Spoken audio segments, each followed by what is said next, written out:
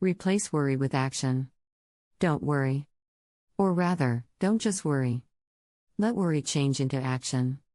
When you find yourself worrying about something, ask yourself the action question: what can I do about this right now?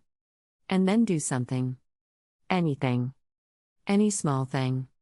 Most of my life, I spent my time asking myself the wrong question every time I worried. I asked myself, what should I be feeling about this? I finally discovered that I was much happier when I started asking, instead, what can I do about this? If I am worried about the conversation I had with my wife last night, and how unfair I might have been to say the things I said, I can ask myself, what can I do about that right now? By putting the question into the action arena, a lot of possibilities will occur to me.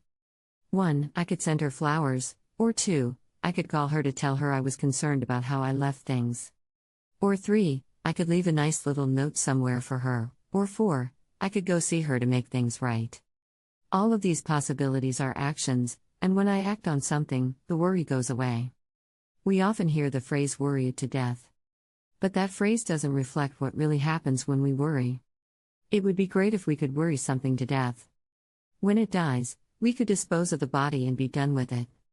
But when we worry, we don't worry a thing to death, we worry it to life. Our worrying makes the problem grow. And most of the time, we worry it into a grotesque kind of life, a kind of Frankenstein's monster that frightens us beyond all reason. I once came up with a system for action that helped turn my worrying habits completely around. I would list the 5 things that I was worried about, perhaps they were 4 projects at work and the 5th was my son's trouble he was having with a certain teacher. I would then decide to spend 5 minutes on each problem doing something, anything. By deciding this, I knew I was committing myself to 25 minutes of activity. No more. So it didn't feel at all overwhelming. Then I could make a game of it. On Project 1, a seminar workbook deadline for a new course, I'd spend 5 minutes writing it. Maybe I only got the first 2 pages done, but it felt great. It felt like I'd finally started it. Then on item number 2, a meeting I knew I had to have with a client over a sticky contract issue, I would call his office and schedule the meeting and put it in my calendar. That, too, felt good.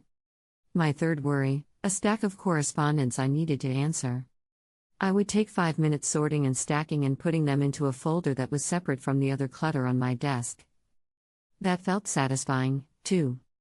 The 4th item was a travel arrangement that had to be worked out. I'd take no more than 5 minutes looking at my calendar and leaving a voicemail for my travel agent to fax me some alternatives on the trip. Finally, on the matter of my son, I would pull out a piece of paper and write a short letter to his teacher expressing my concern for him, my support of her efforts, and my desire to arrange a meeting quickly, so all 3 of us could sit down together and make some agreements. All of that took 25 minutes. And the 5 things that were worrying me the most were no longer worrying me. I could then go back any time later and work them to completion. If something is worrying you, always do something about it. It doesn't have to be the big thing that will make it disappear. It can be any small thing. But the positive effect it will have on you will be enormous. A friend of mine was worried about her cat, which had some mild symptoms of illness, but nothing that looked severe enough to take the cat to the veterinarian. She also thought the symptoms were so subtle that they might not be easy to describe to the vet, but still she worried. She brought the subject up 2 or 3 more times before I finally said to her, "You must do something." "That's just the problem, there's nothing to do," she said. "Take some kind of action," I said. "Call the vet and talk to him." That doesn't make sense because the vet wouldn't know anything from what I told him, and he'd probably ask me to take her in to see him, and I know it's not that serious, she said. "Yes, I understand," I said, "but you should take the action for you, not for the cat or the vet. By not doing anything you're keeping yourself trapped in worrying." "Okay," she said. "I see what you mean." When she called the vet, to her surprise, the vet was able to make a good assessment of what was wrong. He recommended that she bring the cat in, and if it was what he thought it was, he could give her something to clear it up right away. Anything that worries you should be acted on, not just thought about. Don't be scared about the action, you can make it very small and easy, as long as you take an action. Even small actions will chase away your fears. Fear has a hard time coexisting with action. When there's action, there's no fear. When there's fear, there's no action. The next time you're worried about something, ask yourself, what small thing can I do right now? Then do it. Remember not to ask, what could I possibly do to make this whole thing go away?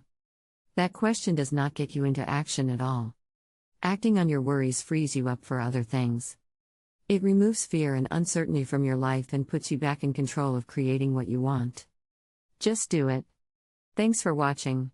Please like, share, and subscribe.